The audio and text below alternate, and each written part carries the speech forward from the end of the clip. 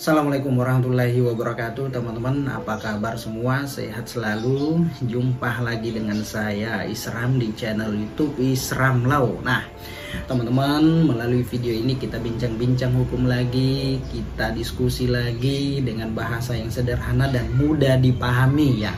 Saya masih bahas tentang upaya hukum yang dilakukan oleh Peggy Setiawan, yaitu ya upaya atau langkah hukum pra-peradilan ya.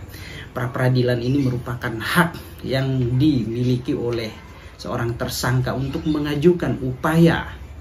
Ya, upaya apa ya? Upaya pra-peradilan salah satunya. Nah, baik teman-teman ya. Jadi Peggy Setiawan melalui tim kuasa hukumnya melakukan perlawanan terhadap Polres Kota Cirebon, ya, Polda Jawa Barat, terhadap penetapan status tersangka terhadap diri Peggy Setiawan yang dilakukan oleh tim penyidik dari Polres Kota Cirebon. Nah, tim kuasa hukum menduga mekanisme atau tata cara penyidikan penetapan tersangka terhadap diri Peggy Setiawan ini ada kejanggalan, ada pelanggaran ya, melanggar KUHP, melanggar Perkap teman-teman ya, sehingga diajukanlah yang namanya upaya pra-peradilan. Nah, teman-teman, mengenai upaya pra-peradilan ini ya tentu diatur di dalam pasal 77 KUHP, Kitab Undang-Undang Hukum Acara Pidana. Nah, jadi wewenang pengadilan negeri untuk memeriksa dan memutus sah atau tidaknya. Nah, jadi materi pra-peradilan itu ya tentang ya sah atau tidaknya penangkapan dan penahanan, itu pertama. Lalu kemudian sah atau tidaknya penghentian penyidikan dan penuntutan. Lalu sah atau tidaknya penetapan tersangka, penyitaan dan penggeledahan. Nah, itu ya materi-materi yang akan dituangkan atau disampaikan dalam pra-peradilan teman-teman ya.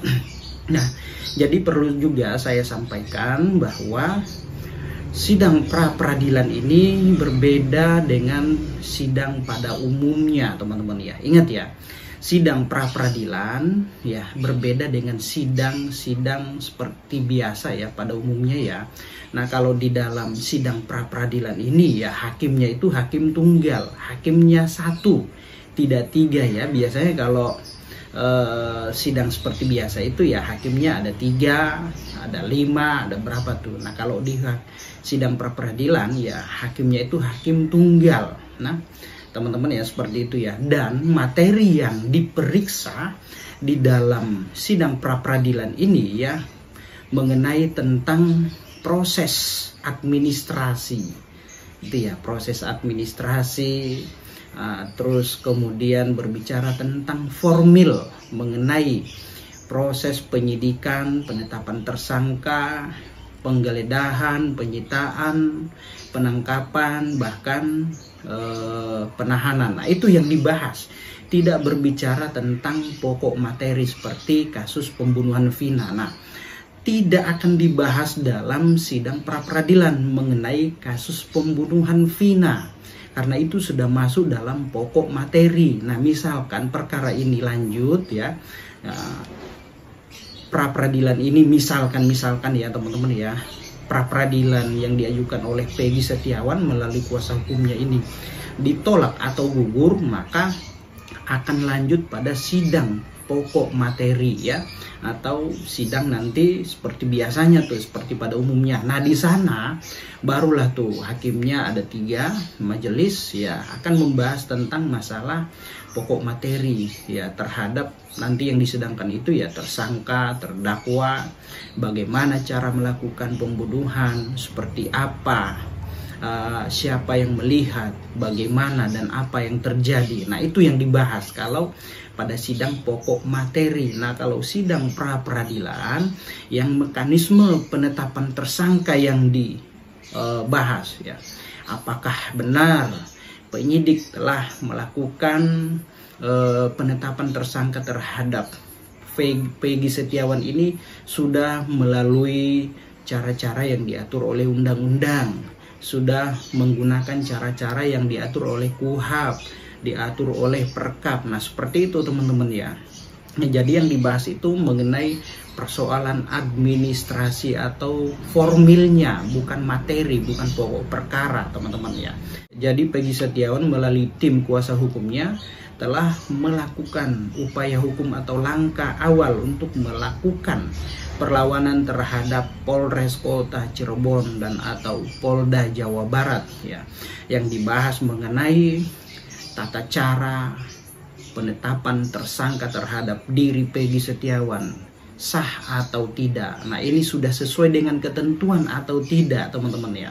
Jadi itu ya teman-teman ya. Jadi yang saya lihat di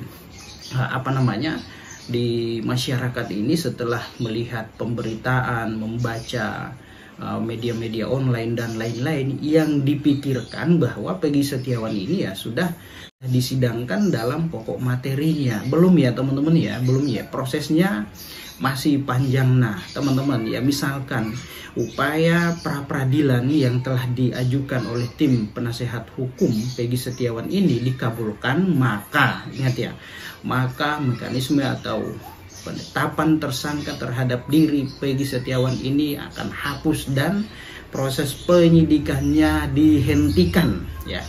Proses penyidikannya dihentikan dan perkaranya ditutup ya. Status tersangka terhadap dirinya ini akan dicabut ya. Dia bisa dibebaskan teman-teman ya, demi hukum. Nah itu ya. Namun manakala misalkan permohonan pra-peradilannya ini ditolak atau gugur, maka tentu perkara Peggy Setiawan akan lanjut pada tahap berikutnya, yaitu ya bisa diproses sidang dalam pokok materinya yang akan dibahas nantinya teman-teman ya. Namun ya kembali lagi, kemarin beberapa waktu lalu ya termohon itu tidak hadir dalam jadwal pra-peradilan yang telah ditetapkan oleh Pengadilan Negeri Kota Cirebon teman-teman ya, yaitu Polda Jawa Barat sebagai termohon. Nah, apakah ini sebagai langkah atau strategi yang dilakukan oleh tim dari Polda Jawa Barat untuk menggugurkan upaya pra-peradilan yang diajukan oleh tim penasehat hukum Peggy Setiawan, ataukah memang ada ketakutan ataukah strategi atau seperti apa ya, kita lihat ke depannya. Namun biasanya sepengalaman saya, ketika ya jadwal pra-peradilan itu sudah diagendakan pada panggilan pertama, masing-masing pihak ini hadir ya ketika dia sudah dipanggil secara patut dan syah. Namun biasanya kalau sudah dipanggil secara patut dan syah ya, biasanya ya termohon memang tidak hadir ya. Ini pengalaman saya, karena ya ketika mereka tidak hadir ya, ini salah satu cara untuk mengulur-ngulur waktu agar berkas perkara yang telah diajukan ke Kejaksaan Negeri ini segera didaftarkan di Pengadilan Negeri untuk disidangkan. Nah, kalau perkara itu sudah masuk dalam agenda pemeriksaan di pengadilan, maka ya tentu secara hukum proses pra-peradilan itu gugur. Nah, jadi gugurnya upaya atau hak pra-peradilan itu ketika pokok perkara itu sudah diperiksa atau disidangkan di dalam pengadilan teman-teman. Nah ini yang dikhawatirkan oleh teman-teman dari tim kuasa hukum dari Peggy Setiawan.